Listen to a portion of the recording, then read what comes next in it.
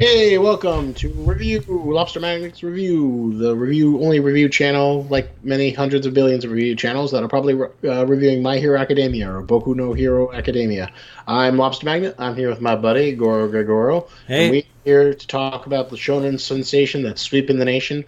Episode 8 of My Hero Academia. I'm feeling the hype building. People are getting more into this. It is little by little, claiming the throne that Naruto left behind. People are getting hyped up. I'm seeing more fandom. I'm seeing more fan art. Greg, what do you think of this episode? well, there's a bit of a build up for this episode towards the confrontation between I still have trouble remembering the characters' names. I'm so bad with names, but Ochika main and female uh, love interest, I guess, and main rival man with grenade hands. Bokugo, or you can just call him Explode Face, Exploding uh, mix exploding face. or and Ochika, or Super Cheery Girl. Super cheery girl. So yeah, Uh, there's a bit of a build up for that confrontation. I'm actually pretty excited for that. Um, I feel like that was the main selling point for this episode. There was of course some, cool little side fights here and there, but that wasn't what yeah, really. it's all building up for like the main event, which is like seeing the super positive girl go against like the bitter guy who's just gonna explode her face. And it's really like a big clash between personalities, and I'm excited to see what happens. It was a pretty good fight in the manga, so I'm looking forward to seeing it animated. I think it's going to be a really good centerpiece. Um, that was definitely a build up, but Greg. So, well, the biggest comparison is that we got to see a lot of fights get like kind of like run through very very quickly in this good old tournament arc, and given the fact that this is like the successor to Naruto. As of right now, it's like the closest thing to becoming a successor. And it seems like the tournament arc is being defined. Becoming a defining point for the series. So, how do you think the succession of like the quick five fights compared to those fights we saw in the good old Chunin exams back in the day? Uh, there was definitely a lot more, to the Chunin fights in Naruto. There's analyzing each other's moves, trying to outsmart the other person in so many different ways, and each one of those characters were calculating within their own mind, like, what's he gonna do next? Is he gonna use his shadow jutsu thing again? How is he gonna attack me? Is he long range or short ranged or something like that? Um, Actually, that reminds me. Speaking of Shadow Jutsu, who did Shikamaru fight in the Chunin exam? he fought against not Tamari, but I Well, think he one of fought against her the at like sound people. One of the sound people. Oh yeah, it was the Sound Girl. Yeah, I remember her. Yeah. So these fights feel a little bit more short and sweet, although there is some analysis in these Well, fights. they're pretty playful, and like they weren't super great in the manga. They were just kind of like one two short gimmicks that were kind of like brushed through really quickly. Yeah. As most of them were like probably the stand up was like Ida versus like the accessory girl, and that was played more for Yeah. laughs. The fact that like I she like basically that. used it as an opportunity to like show off her her the thing She she built. became full on like sellout, just like buy my stuff. Buy my stuff. This is a great thing. It can use to paralyze the enemy. She's like extending the fight just so it could show off all of Yeah, her. just so she could saw, and poor Ida was too rigid and not dumb, but just sort of like too straightforward enough to like fight conveniently and wound up showing off all of her gadgets, and that was the whole purpose of the fight. She just wanted to show off all of her wares so she could go work at like the Google for superhero accessories, or in the My Hero Academia universe. Yeah, there's something charming about a fight that goes on like that. Um, It was definitely a really good playful laugh. Um, and then there was the what you call the lightning guy versus Thorn girl, and that was like a 2 second fight. well, it was It's pretty silly. I wasn't a big fan of that fight at all. Was Yeah, I mean, if there's never gonna be like, I feel like I don't want to be like awe inspired by every single character though in this series and like their abilities and their fighting techniques. No, I mean, in some ways, I feel like they did a good job of like building up the tension for like the fight we want to see. Yes. And like getting through these really quickly.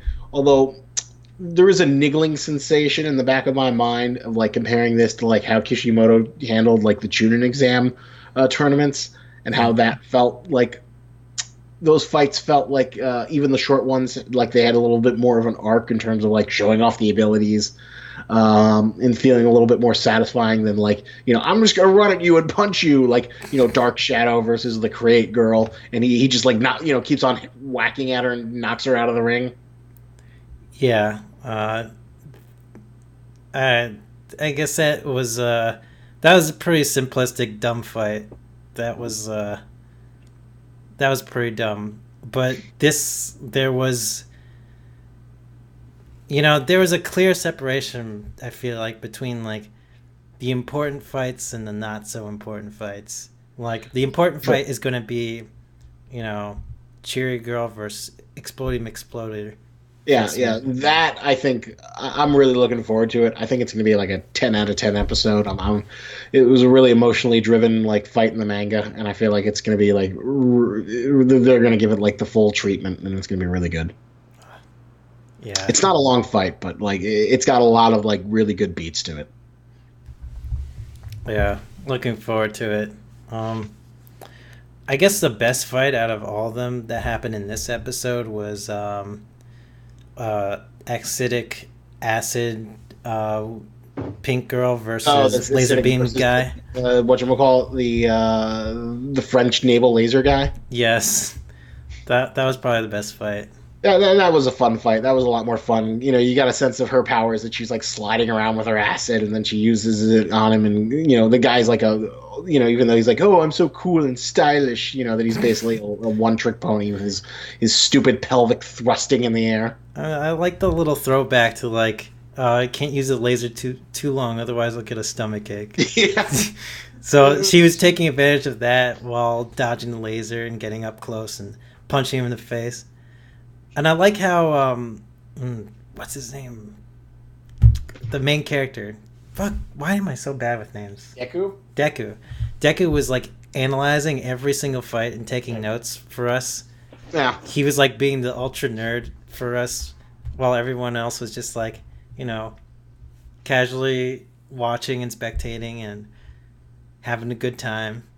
He was staying to his nature because he admires heroes, and that's the fun thing of this arc. They're all most of them are all striving to be the best that they can be. They want to be the top of the class, except for like it's the people who are okay with just being mediocre, like pink acid girl, and and did you like the one with the two hardening guys who have the exact same power and they're just hitting each other again? That was just really silly. That was just there's some nice silly moments, with these fights. I can appreciate it as it's very lighthearted. Nice. That is nice. How I will say that like My Hero Academia overall is like really good at like judging the tone in terms of like being really cute and silly when it needs to be, but also when it like needs to be dark and threatening, being really dark and threatening, but not ever being like edgy, grim dark. Yeah. No. When the villains come, it feels serious and scary, and I think that's going to be even more so when the next major villain is introduced. It feels threatening and dangerous. Fucking Hand Guy. Oh, I love Hand Guy.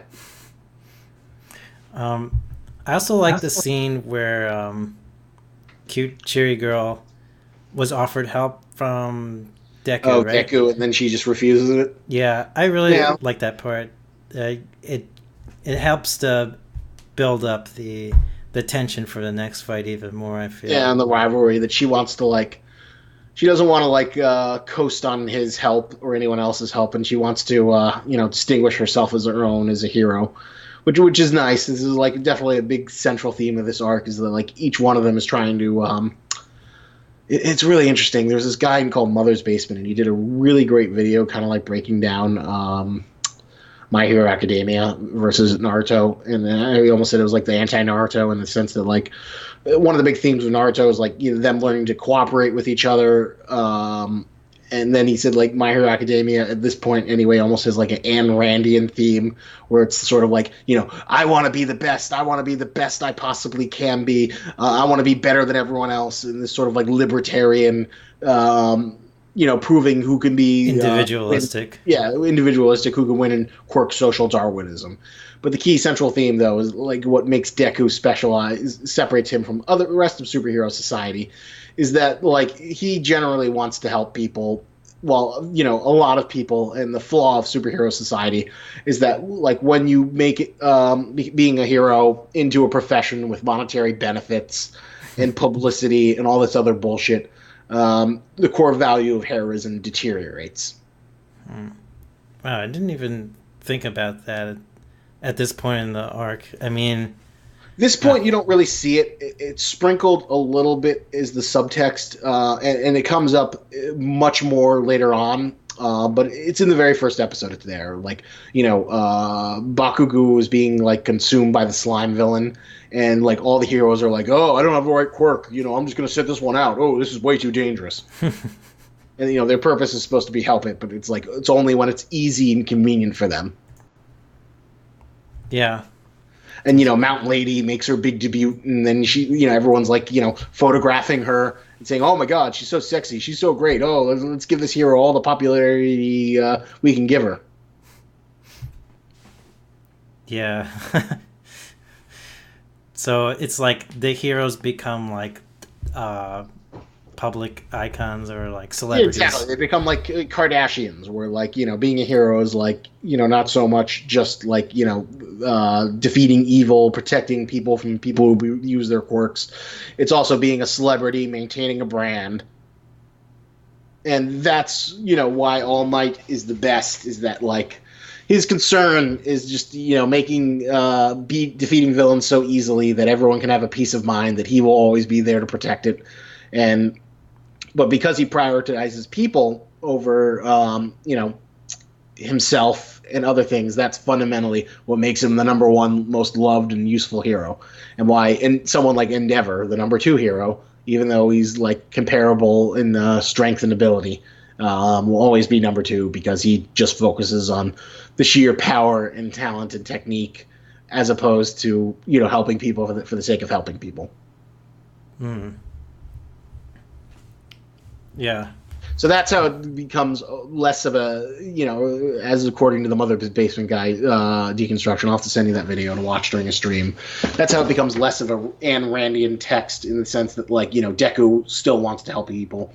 And he does it to the point where, like, he'll break his fingers, mess up himself horribly, to ultimately live up to that ideal. Do we ever figure out why Bakugo wants to become a hero at some point?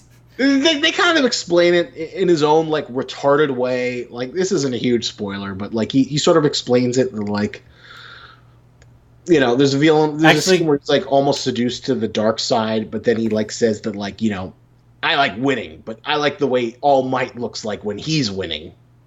I want to win like him. Which is kind of like a terrible articulation of why he wants to be a hero, but like from his sort of I'm super nasty and explodey. Bakugo has a really interesting arc in many ways, in that like because he's been so repeatedly awful from the early parts of the series, like his biggest moments are the parts where he's like completely calm. Huh. Like the best scenes with him is like when he's like completely calm and composed, and he's not being a complete dick and asshole.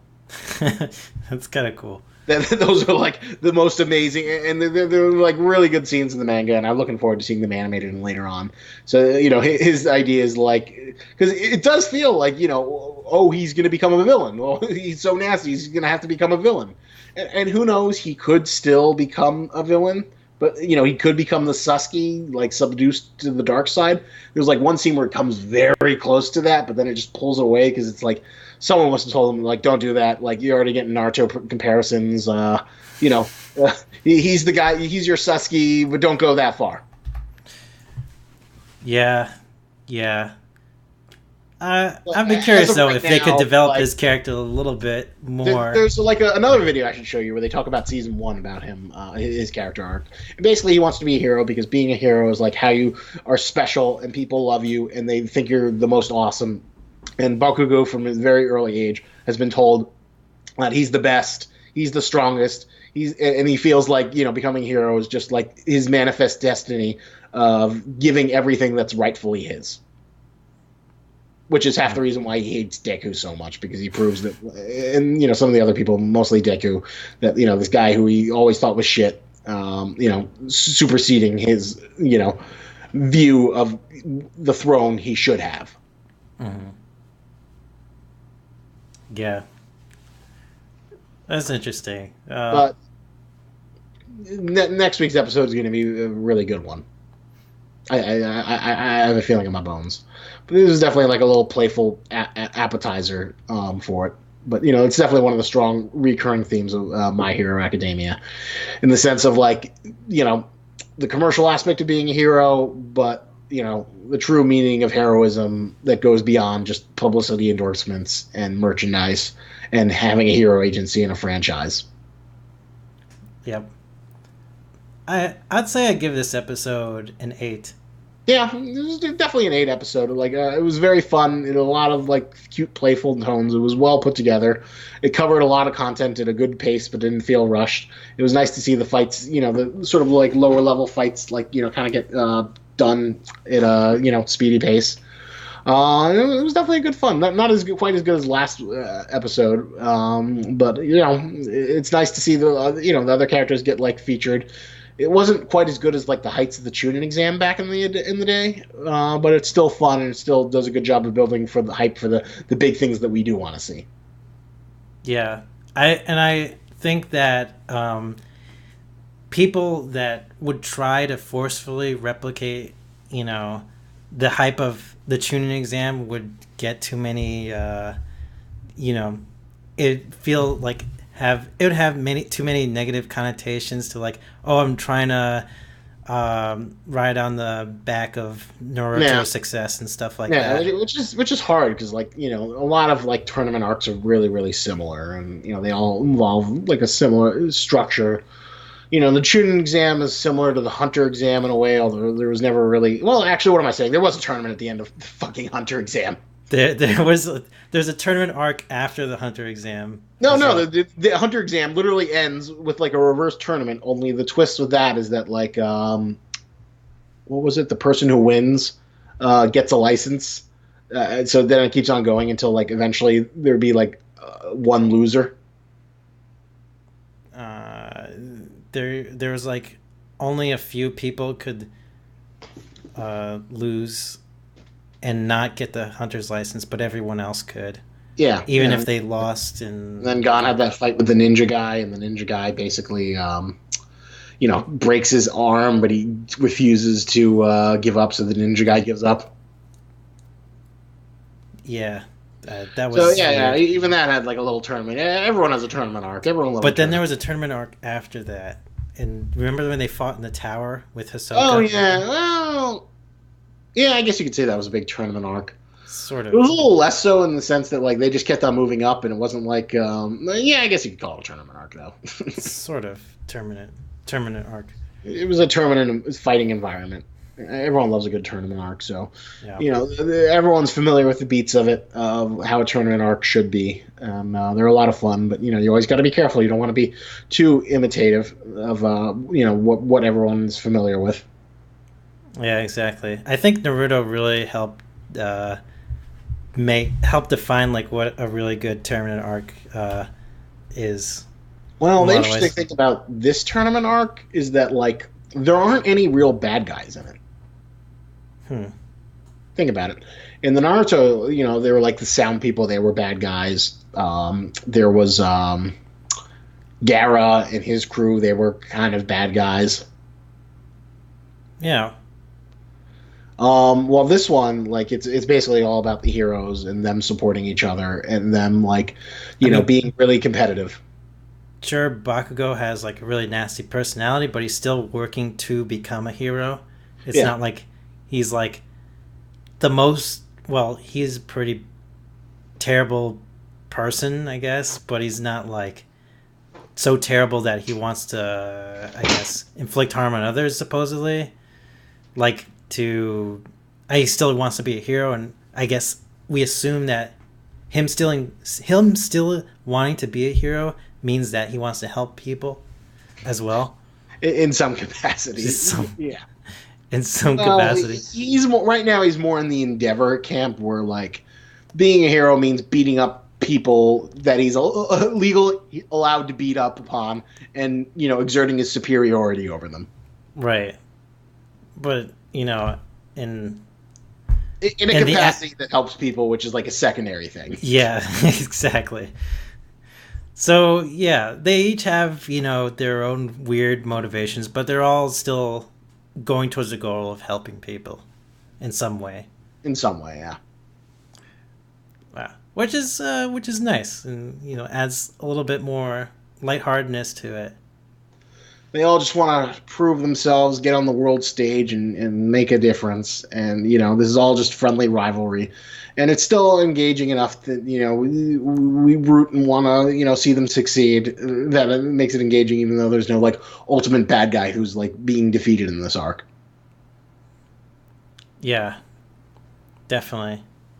But there is like, in the previous season, the bad guys that got away, you feel like they want to prove themselves so they can one day fight those enemies later on in the series.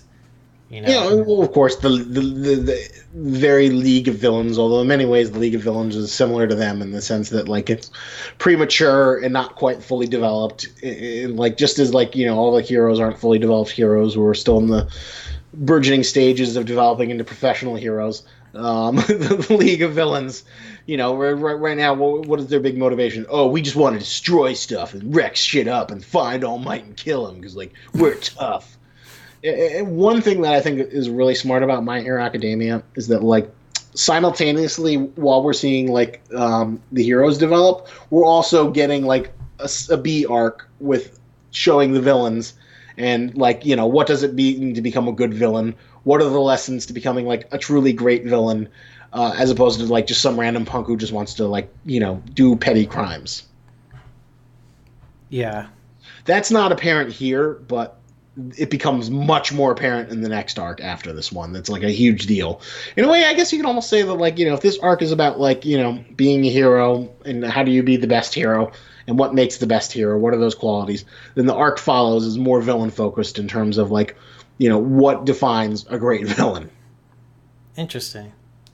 And that like as we see Hand Guy grow up, because it's been implied that he is like some sort of All Might mentor figure, which I've told you about before, who's like guiding him through his villainy and growing him as his sensei and pupil, or his sensei, and that like over the course of the thing, we see him evolve into a more mature, sophisticated villain, capable of basically like. Might want to put in like spoilers No. in the title of the video when you. No, this isn't super spoilery. I mean, you did say he's mentoring the guy with the hands. You've already seen that. You've seen that in the television. This mysterious figure mentoring him. But anyway, so basically, the villain's Hands Guy arc is like, how do I go from becoming like a Saturday morning cartoon villain to like Dark Knight Joker? Okay. If that makes sense. Sort of. I'd be curious to see how that happens. Oh, yeah. You'll see. Well, in later episodes, I'll break it down. My grand thesis about that, because I definitely have a lot of thoughts to share about his arc. But yeah, just to think about it. What makes a disposable villain? Because right now he's a terrible villain, and they even explicitly say he's like a man child. He's an immature man child. I feel like they even said that out Yeah, loud. the very first episode of the second season, they say he's a man child. That's actually really funny. They literally say he's an immature, baby, whiny man child who's like terrible, but because he's a man child, maybe he has the potential charisma to attract more people, and that we got to deal with him some point soon. Interesting. Well, But I don't know we're anything not to about see him him. yet. We still But got a lot of tournament arc, but this is a 26 episode season, so we're on episode 8. I think the tournament arc, if I had to guess, I think it'll end around episode 12 if they keep going at a good pace. And then we'll go into the next big arc. oh, 4 more episodes. Okay.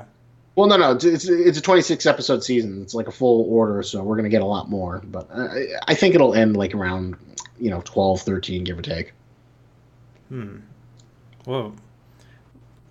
Yeah. I guess I could see that. Uh,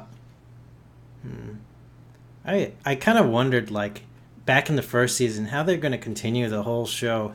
And then, of course, it didn't ever occur to me, like, they would do a tournament arc right after that whole thing with the villains and stuff. I thought they were just going to go out and, like, fight villains right away. No, they've got a lot of shit to go through. They've got exams and schoolwork, and there's a really fun arc where they have to get their license, their like provisional hero licenses. Oh, yeah. So there's like a whole other exam where they have to and they're up against rival heroes from other schools, and they're all like competing to get the licenses so they can actually use their quirks in the real world. That's pretty cool. So that's kind of similar to this. It's a fun arc. We're not going to see that for a long time. Maybe you should put in the YouTube video title "Minor Spoilers." Sure. But that's a fun arc. That's a good one to see. So there's definitely enough bureaucracy. So because God, if someone was like really uncreative, that was what they would do. Like after they beat the villains, it's like, you guys are good enough. Now you're heroes. Go out. Yeah, I was kind of dreading if that was ever going to happen with My Hero. He's like, you were all like, "Oh, Greg, this is the best. Gonna be the best manga anime ever," and then all of a sudden it turns into just like, "Yeah, we're generic superheroes fighting generic villains out in the street, but it's anime form." That would be terrible. That would be so fucking boring. That would be the worst. But thankfully, no. Thankfully, you have better tastes than that, Isaac. We a really good shonen, the heroes, always, the main characters, kind of likable, but they're kind of weak. Because the real good hook that gets you into shonen is that sense of growth and progression, seeing them change and evolve and become more powerful and earn it. If they just become uber powerful initially and then they can just beat everything, then it obviously, then the formula doesn't work. And it also works is that you have to have a hierarchical society. There's the Leaf Village, and then there's Genin and Chunin and Jonin, and then the Hokage, and there are these different levels, and all the other people in the other levels are 10 times more awesome than the kid ninjas. So half the fun is seeing them evolve into a team and grow into more capable people. Yeah. And having that organization with bureaucracy is always fascinating, and it's the same way people love Harry Potter and they love seeing him go through all 7 years of Hogwarts. Yeah, and going through all 7 levels of Hogwarts while solving Scooby-Doo mysteries. While solving Scooby-Doo mysteries, because that's what Harry Potter is mainly about. Thankfully, there are no Scooby-Doo mysteries here. Although, Greg, I gotta ask you a question though. If I said, Greg, you have to cosplay as someone from My Hero Academia, who would you pick? Which character do you find the most affinity towards, and which hero costume do you like the best? Oh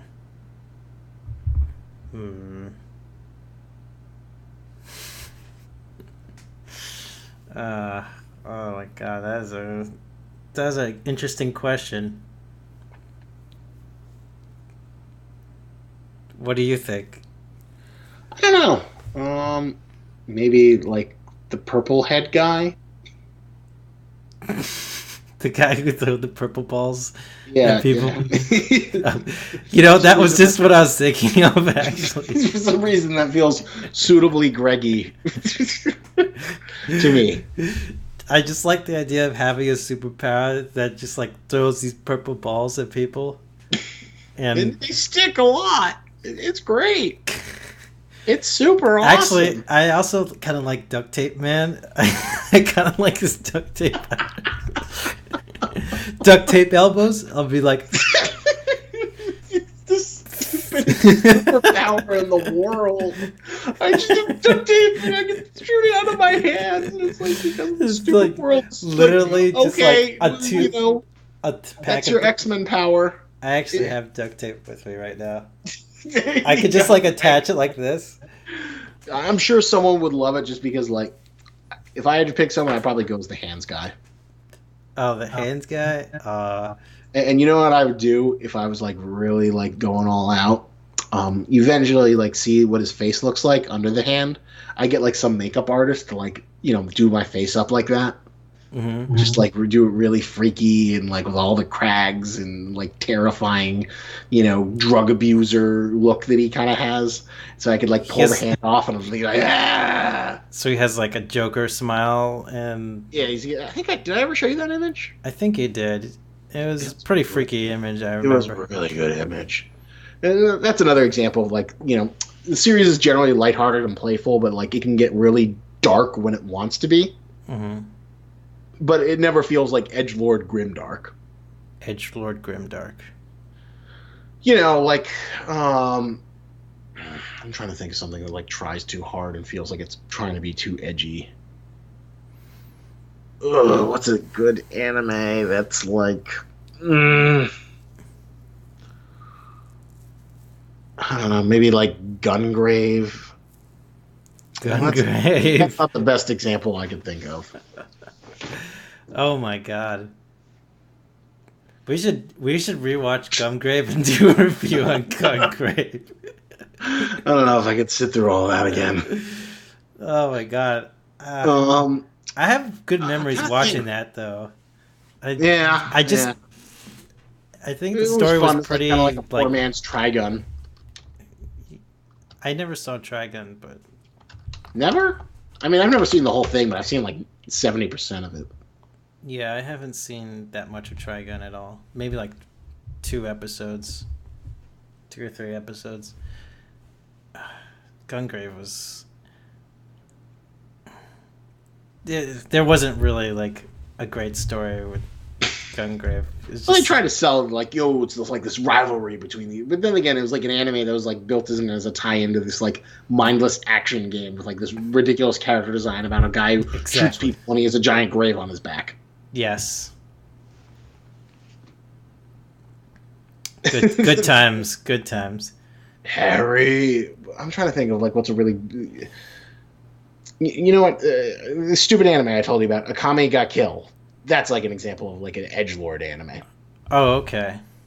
Oh my god, these guys, they're assassins. They kill people because the government is so corrupt. It's just so fucked up, and only the cool assassins who murder people, can deal with it. But they also super kawaii, kawaii girls, and they have shenanigans where the main guy has like a harem. Yeah. Okay. So, My Hero Academia has its dark moments to feel like dangerous and scary, but it never like feels like it's trying to be like super edgy. Like, I'm Heroin Man. My quirk is I get people addicted to drugs. Yeah, that'd be kind of messed up, especially for how the series has been going so far. Yeah, but so this was a good, fun episode. I was pleased. Great job of like building up the hype for next week, and hopefully it knocks it out of the park. Yeah. I agree. So, any more thoughts about this episode or My Hero Academia in general? I think I pretty much said my piece with everything. So 8 out of 10 for you. 8 out of 10, I'd say. Pretty solid. Definitely good 8 out of 10.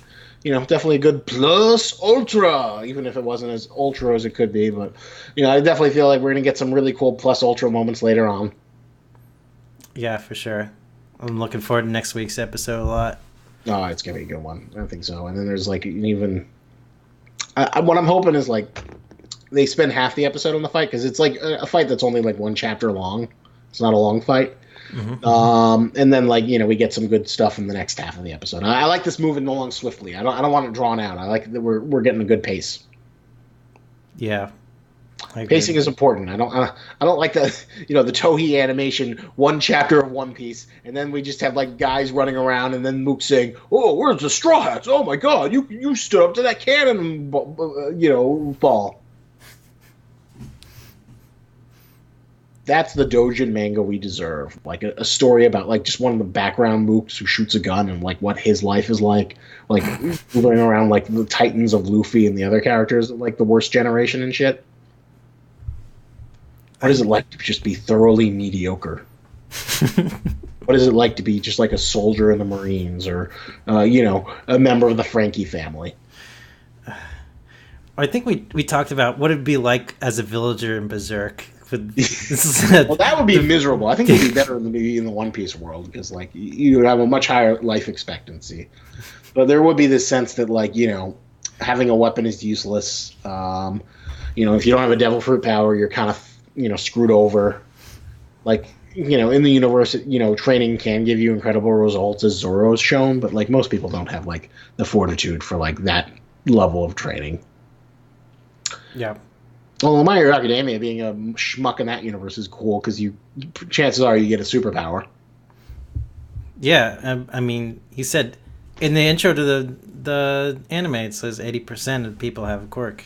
Yep. So you got really good chances of getting an X-Men superpower. Although you could get something really awesome like fire shooting, or you can get something shitty like Tape Man powers. Super zoom in eye powers. Yeah. Well, she doesn't really want to be a hero. She wants to build shit. So that's what her prerogative is. It's like she's not using her quirk so much for combat, but using her intelligence to build.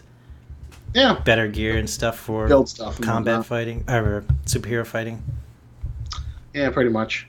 I think that about covers it. Yeah. Thank you for watching this review. If you stuck with us to the end, like, comment, subscribe. We'll be back next week with more My Hero Academia. We're still waiting for the Promised Neverland chapter to do our discussion of that. We're really excited for that. Thank you for watching this. Share it around, subscribe, and we'll be back and probably reply to your comment, assuming you comment. All right, we'll take it easy. Have a good one.